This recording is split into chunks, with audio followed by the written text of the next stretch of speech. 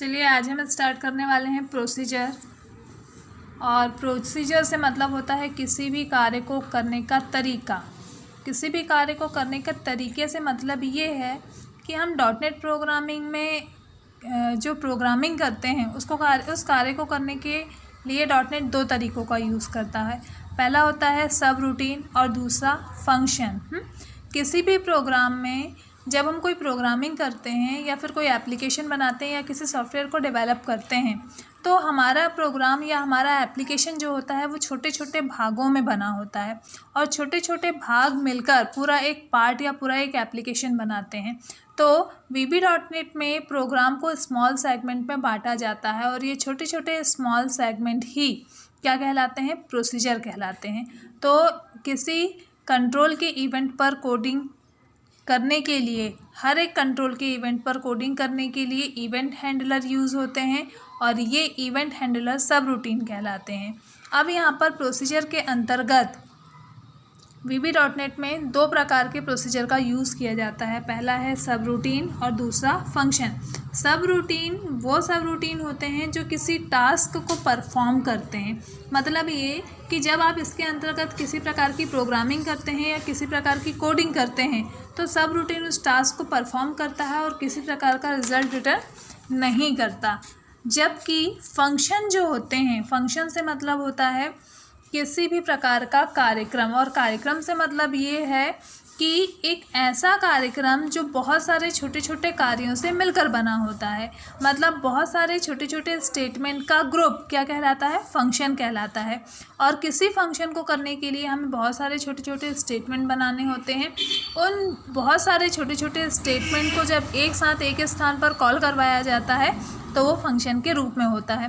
Function सब routine के जैसे ही होते हैं परंतु ये रिज़ल्ट रिटर्न करते हैं और फंक्शन आर्ग्यूमेंट भी लेते हैं। तो इस प्रकार से हम फंक्शन और सब रूटीन के माध्यम से अब किसी भी एप्लीकेशन को डॉटनेट में डेवलप कर सकते हैं और डॉटनेट में उसे क्रिएट कर सकते हैं। तो आज हम यहाँ पर पहले एक प्रोसीजर का एग्जाम्पल देखेंगे कि हम प्रोसीजर को कैसे डॉटनेट में यूज़ कर सकते हैं। तो इसके लिए सबसे पहले आपको यहाँ पर एक प्रोग्राम देखना है। आपको देखना है, हमने लिया हुआ है पब्लिक क्लास फॉर्म 1 प्राइवेट सब बटन 1 का क्लिक इवेंट। मतलब ये कि आपको कोडिंग कहाँ पर करनी है, बटन 1 पे कोडिंग करनी है और आपको प्रोग्राम में एक बटन लेनी है। फिर हमने यहाँ पर एक प्रोसीजर लिया हुआ है ऐड नाम का, ऐड नाम का एक प्रोसीजर लिया है, देन एंड सब। अब इसके बाद यहाँ पर हमने इस प्रोसीजर को कॉल करवाया है। प्रोसीजर को कॉल करवाने के लिए सब कीवर्ड का यूज़ किया जाता है, सब ऐड। फिर हमने इस प्रोसीजर के अंदर यहाँ पर 3 वेरिएबल डिक्लेयर किए हैं, dim ABC as integer. ABC नाम के 3 वेरिएबल डिक्लेयर किए हैं जिसका डेटा टाइप है इंटीजर। अब हमने ए नाम का जो वेरिएबल है इसमें वैल्यू इनपुट करने के लिए लिया है टेक्स्ट बॉक्स 1। तो ए बराबर टेक्स्ट बॉक्स 1 का टेक्स्ट। फिर इसी प्रकार हमने लिया है बी बराबर टेक्स्ट बॉक्स 1 का टेक्स्ट। हम चाहते हैं कि सी बराबर क्या हो, A + B। मतलब टेक्स्ट बॉक्स 1 और टेक्स्ट बॉक्स 2 की वैल्यू ऐड होके सी में आ जाए। और सी की वैल्यू को हमने शो कराने के लिए एक मैसेज बॉक्स लिया हुआ है। चूँकि मैसेज बॉक्स को हमें बनाने की आवश्यकता नहीं होती है या मैसेज बॉक्स को हम टूल बॉक्स से इंसर्ट नहीं कर सकते हैं, इसको कोडिंग के द्वारा लेके आया जाता है। तो हमने इसके लिए कोडिंग की हुई है, message box the total is and C then end sub end end class. चलिए अब हम इसको देखेंगे डॉटनेट में, तो इसे कैसे क्रिएट करते हैं हम।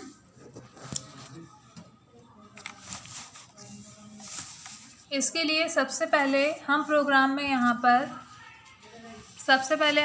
में कंट्रोल लेंगे। तो आपको प्रोग्राम में कंट्रोल लेना है एक बटन के बाद हमको यहाँ पर लेना है 2 लेबल 1 और लेबल 2, और हमको लेना है यहाँ 2 टेक्स्ट बॉक्स। तो हम यहाँ पर 2 टेक्स्ट बॉक्स ले लेंगे, टेक्स्ट बॉक्स 1 और टेक्स्ट बॉक्स 2। बराबर से इनको हम सेट कर लेते हैं। अब हमने ये जो लेबल 1 और लेबल 2 लिया था तो हम इसका टेक्स्ट चेंज कर देंगे। लेबल 1 को सेलेक्ट करके हम इसकी टेक्स्ट प्रॉपर्टी में यहाँ पर इसका नाम रखेंगे A। इसी प्रकार हम लेबल 2 को सेलेक्ट करेंगे और इसकी टेक्स्ट प्रॉपर्टी में जाएंगे और इसका नाम रख देंगे हम B। इस प्रकार से अब हमने लेवल 1 और लेवल 2 का नाम रख दिया है ए और बी।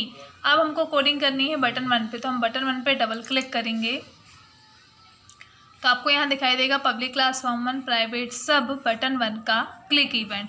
अब हमको सबसे पहले तो यहाँ पर एक प्रोसीजर लेना है ऐड नाम का, तो हमने ये प्रोसीजर ले लिया, then end sub.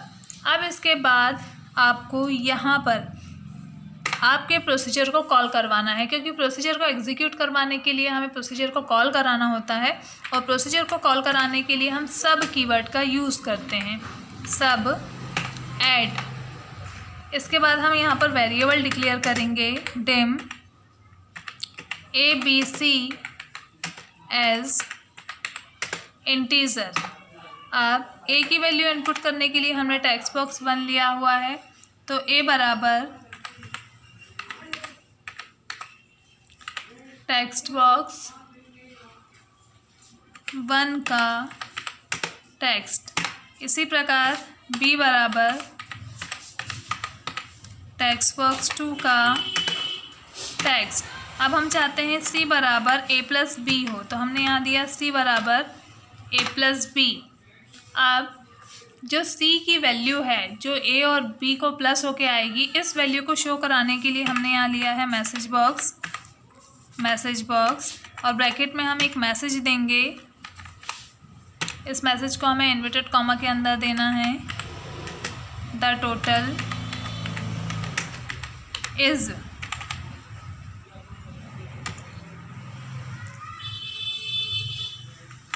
And C, then end sub और एंड क्लास। एंड सब और एंड क्लास हमें लगाने की आवश्यकता नहीं होती है, ये ऑटोमेटिक आते हैं। इस प्रोग्रामिंग को एग्जीक्यूट करने के लिए हम इसे डिबग करेंगे, तो डिबग करने के लिए हम डिबग बटन पे क्लिक करते हैं। आपको दिखाई दे रहा है यहाँ पर। अब यहाँ पर आपसे ए की वैल्यू पूछेगा, तो आप कोई भी ए की वैल्यू डाल सकते हैं। अब हम यहाँ पर बी की वैल्यू डालेंगे, तो आपको जो भी वैल्यू देनी है आप दे सकते हैं।